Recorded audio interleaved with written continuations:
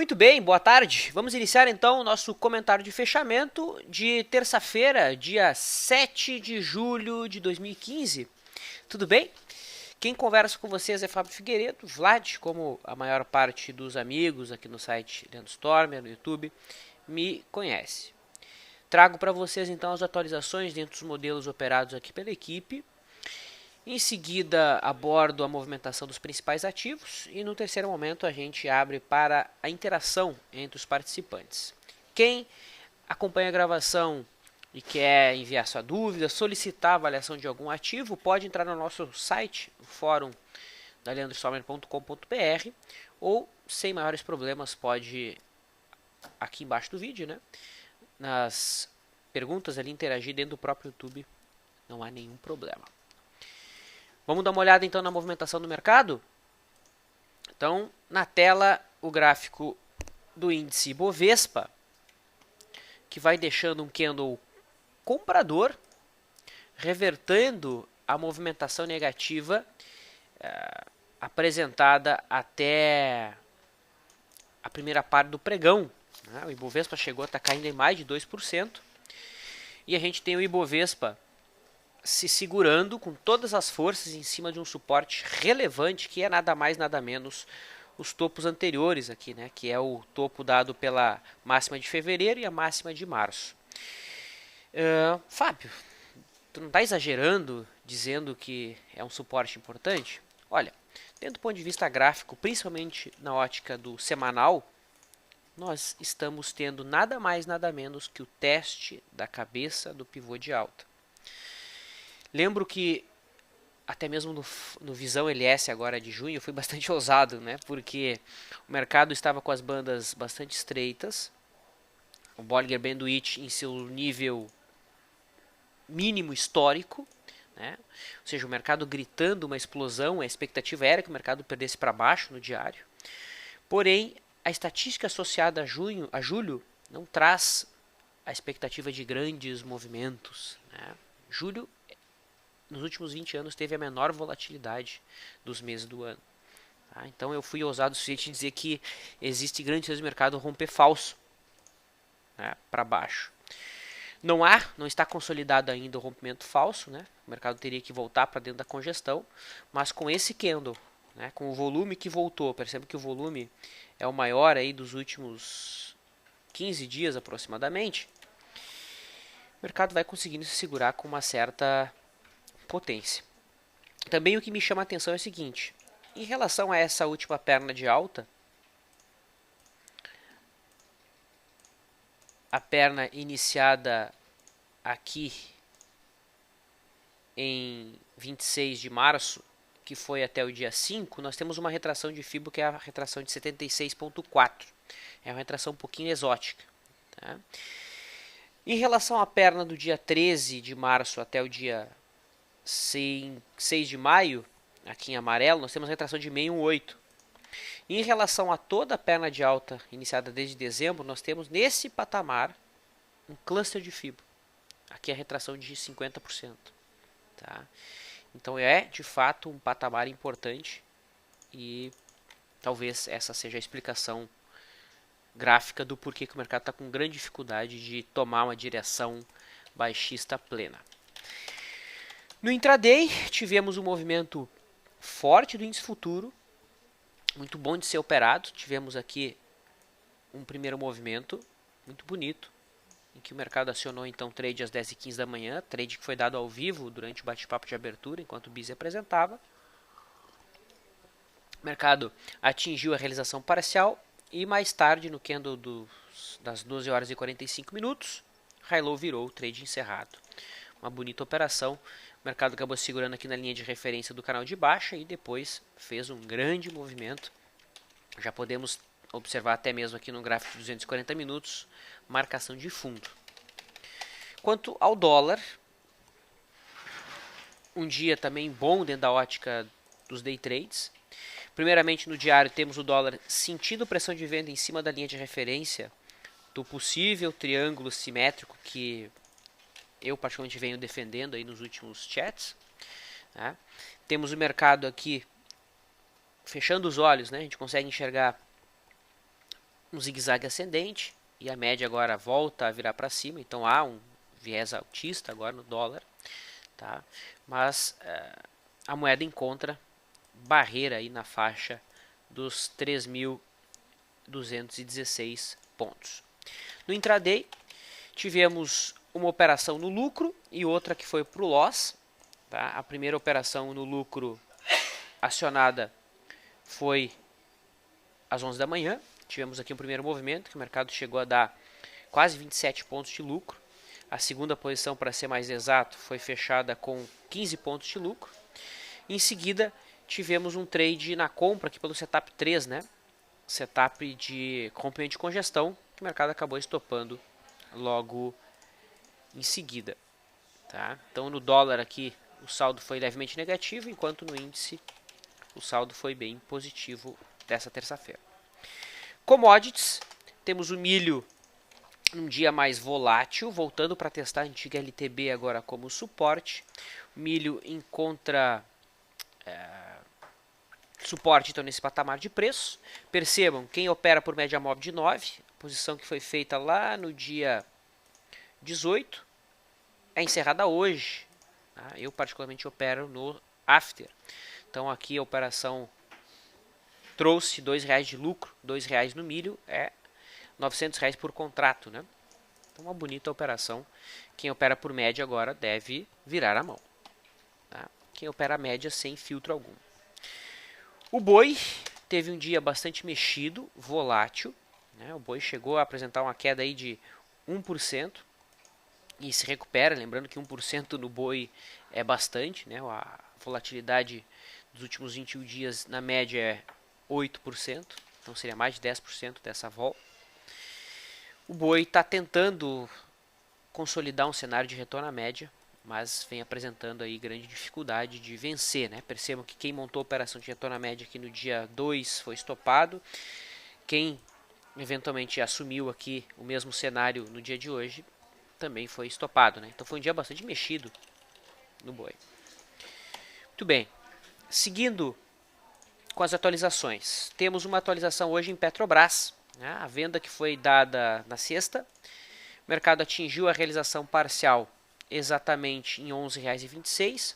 A nossa conduta após a realização parcial é posicionar um stop gain no ponto de entrada para evitar que essa operação então entre no prejuízo, né? E o mercado acabou voltando de maneira surpreendente aí para o ponto de entrada. Trading encerrado por completo. Tá? Se projetarmos essa perna de baixa a partir do topo formado, perceba que o mercado atingiu 100% da perna, né, de baixa. Então seria essa correção de uma onda A, essa a onda B e aqui uma onda C. Né? Eu apaguei aqui minhas contagens na Petro, mas para quem acompanha mais de perto, sabe que a contagem que eu vinha trabalhando era essa. Né? Depois de 5 movimentos de impulso, o mercado costuma corrigir até onde? Até o fundo da onda 4, que foi onde o mercado foi. Então, para quem trabalha com Elliott, hoje é uma possível entrada na compra de Petrobras. Tá? Exatamente hoje. Stop abaixo da mínima. Bom, Vale 5 também chama atenção aqui no gráfico não ajustado. Né? O mercado toca a mínima do ano. Certo? Vai deixando um candle comprador. Esse candle sem dúvida está chamando o comprador.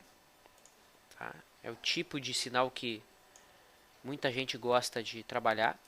Percebam que a última perna projetada a partir do topo também foi tocada hoje pela Vale. A expectativa é de algum retorno à média, sim. Qualquer máxima superada, para quem não é tão ousado, poderia ser trabalhado uma entrada. Né? Quem trabalha com opções pode buscar aí trava de alta com put, embora como é um trade de retorno à média, dá para trabalhar uma comprinha seco. Afinal de contas, trade de retorno à média, o objetivo é ficar pouco tempo, né? No máximo 3 dias. RADL3, um grande destaque, posição que a gente tem aberta aqui desde o dia 7. Né?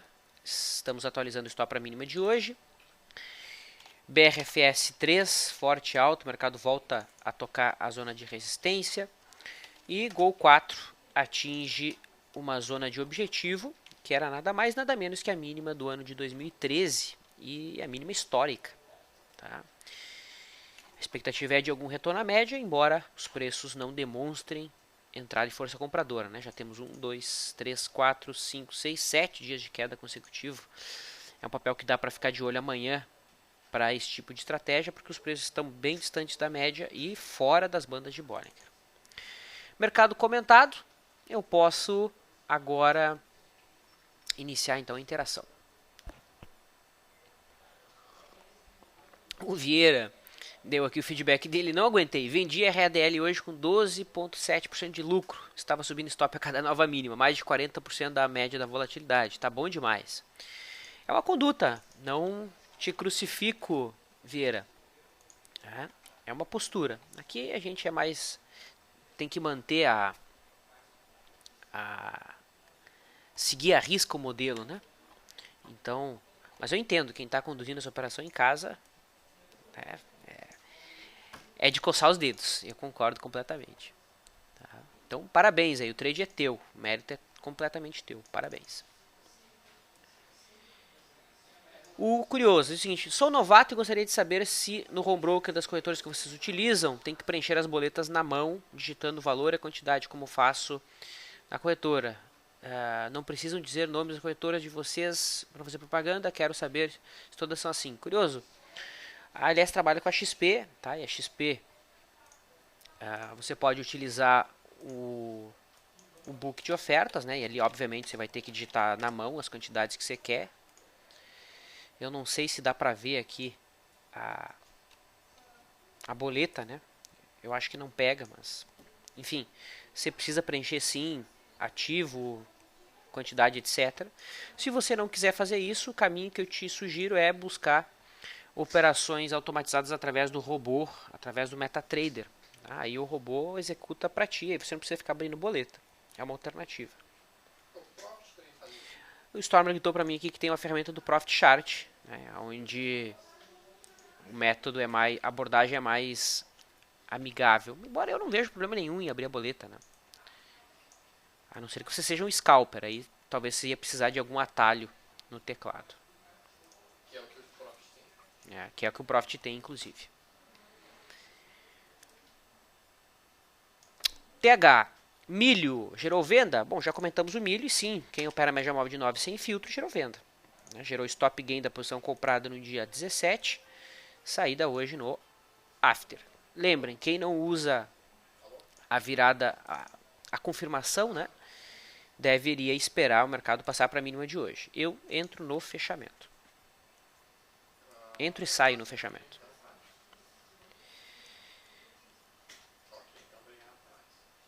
David, Vlad, poderia dar uma olhada no YouTube se a perspectiva para os próximos 2 dias é de alta. Recomprei opções pelo FR2 e pretendo lançá-las mais para frente. Perfeito. É uma postura. Tá? Não sei exatamente onde é que qual foi a sua estratégia. Tá? Ontem o FR2 estava abaixo de 15. Se eu não me engano, o YouTube é um papel operável pela ferramenta do FR2. Daria sim para ter fechado ainda ontem. Tá? Então agora quando o FR2 for para cima de 90, você poderia sim lançar opções. YouTube é um papel bom para isso, né? Tá de lado, é o melhor cenário para se trabalhar lançamento coberto. Estou pensando em entrar no dólar para swing trade se romper o topo prévio. Estaria formando uma simetria com o espelho da metade de junho, a impressão minha, diz a Mariana. Bom, percebe, Mariana? Eu vejo o dólar dentro de um cenário de contração de prazo maior. É uma figura que lembra aqui um triângulo simétrico. Triângulos simétricos costumam ser ondas 4. Se isso é uma onda 4, é porque o mercado deve ainda fazer mais uma onda de impulso, né, que seria então a onda 5. Tá? Porém, uma entrada livre e que de fato liberaria o dólar para altas potentes, que estaria inclusive alinhado com uma simetria temporal lá com o ano de 2004, seria o dólar acima da máxima do ano. Tá? Inclusive a duração desse movimento aqui no tempo, plotada a partir do topo formado agora em março, dá agora no dia 16 de julho. Tá? Agora para o dia 16, sem ser nessa quinta, na outra. Então eu vejo o dólar com olhos bullish, né, olhos compradores, mas eu não consigo enxergar um ponto de entrada claro no diário. No semanal já tivemos aqui vários pontos de entrada, né? Tivemos um ponto contínuo na primeira semana de maio, depois tivemos na semana passada uma entrada por uma inside bar, e agora essa semana tivemos entrada por um Dunningham de alta. Então quem sabe afastar um pouquinho o tempo gráfico seja a solução para ti. Tá. O Alex questiona, Vlad, com esse martelo no índice, vai ter pegadinha e voltar para dentro do retângulo? É o que está sinalizando, né? É o que o mercado está sinalizando. Óbvio que ainda é cedo para afirmar isso. A gente já poderia afirmar que o mercado volta para dentro do retângulo se o rompimento que aconteceu ontem for caracterizado como falso. E um falso rompimento se dá com o mercado fechando acima da máxima de ontem. Aceitando a hipótese de o mercado estar tocando a cabeça do pivô aqui no gráfico semanal. 1, 2, 3, A, B, C. Olha que coisa bonita. Né? Então teríamos aí agora a onda 5. É uma hipótese que faz sentido, né? Então eu vejo essa possibilidade sim, Alex. Até porque a maior parte dos ativos aí que tem algum peso no índice estão sugerindo algum retorno à média, né? Petro, depois de 5 dias de queda, deixa esse candle, Vale tocando a mínima do ano, também deixando um candle relevante. Tá? E por aí vai. Fercer Ramos, esse repique de CSNA pode ir até quanto mais ou menos? Fercer Ramos, não deixa de ser um chute, né? A gente pode botar um gráfico aqui, observar onde é que estão as resistências, mas lembra, a gente está indo contra o viés, contra o fluxo. Tá? Como o papel caiu bastante, as resistências estão bem distantes dos preços atuais. Né? Resistência mesmo só tem lá no fundo anterior, na zona dos 5,50. Tá? A grande questão é que o mercado pode corrigir de lado. Existem dois tipos de correção. Correção aguda, em que o mercado repica forte, e correção lateral. Tá? Se a gente for comparar as últimas correções aqui da CSN, a última correção aguda, depois correção lateral. Então agora o esperado seria uma correção aguda. Tá? Nesse sentido, a média móvel de 9, então de curtíssimo prazo, aqui poderia ser um objetivo, depois a média móvel de 21. Eu particularmente costumo utilizar um fator da volatilidade para trabalhar alvos. Na mesma linha, o Mark questiona em relação a Vale, né, que teríamos aí objetivos. Bom, para quem está montando posição de Vale, na minha visão, o mais tranquilo seria buscar um alvo através da volatilidade. Aí tu te exime de acertar o ponto de virada do mercado, né? Você trabalha com a respiração média dos preços atualmente. Tá? E nesse fator tu poderia utilizar então 10% da média da volatilidade, que daria 4%. Esse seria um bom patamar para realizar parcial ou até mesmo sair completamente da posição. Lembrando que seria um trade contra a tendência. A média móvel de 9 está em 15,66 e a média móvel de 21 está lá na faixa de 16,60. Tá? Então, pelas médias, esses seriam os alvos. Se eu utilizo a volatilidade, eu tenho um alvo mais estático, né? O alvo ficaria ali em 15,80 aproximadamente. Comente a operação aberta pelo FR2 na CCRO3. Não tem muito o que comentar, né? FR2 não permite uma análise subjetiva, digamos assim. Né? Deu entrada ontem, o alvo está nas últimas duas máximas, que está em 15,35. E é isso, Foco, não tem muito o que comentar. FR2 é muito simples, né? O Simon disse que o milho no XP Pro está um pouquinho diferente, o gráfico do milho, porque o gráfico do milho no XP Pro leva em consideração o aftermarket, Simon. Por esse motivo.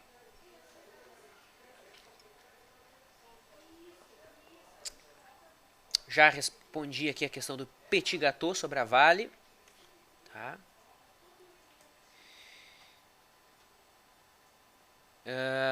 Vamos lá. Ver se tem mais alguma questão. Já respondi a questão do Curioso. Questão da Petrobras também já respondi.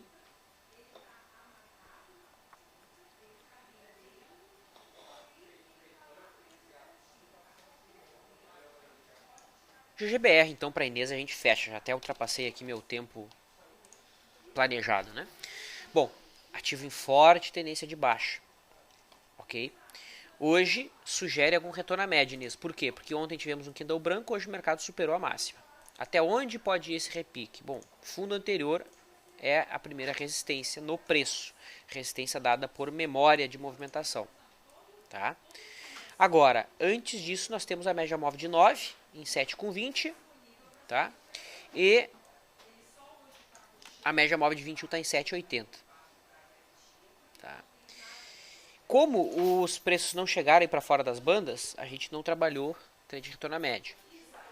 Mas, quem conhece o modelo aqui do fechou fora, fechou dentro, pode trabalhar essa entrada. Então, poderia pegar um fator da volatilidade para trabalhar um alvo, né? Nesse sentido, ficaria então em torno de 3,20% em relação à superação da máxima de ontem. Então, 3,20% daria um alvo em 7,25%. Né, que é onde está a média móvel de 9. Então esse é um primeiro obstáculo de prazo mais curto. Certo? Muito bem. Então encerrando, com o Ibovespa aí se segurando numa faixa de suporte importante, vamos ver como que o mercado se comporta amanhã, se há consolidação do falso rompimento da congestão, ou se o mercado opta por seguir em queda. Né? Perceba que também tem uma LTA aqui, que o mercado com forças com todas as forças vai tentando segurar, que é a LTA que conecta as mínimas do ano de 2015. Certo? Então amanhã o bate-papo é comigo. Todos 9h55 podem aqui estar para a gente continuar conversando. Um bom descanso a todos e até mais.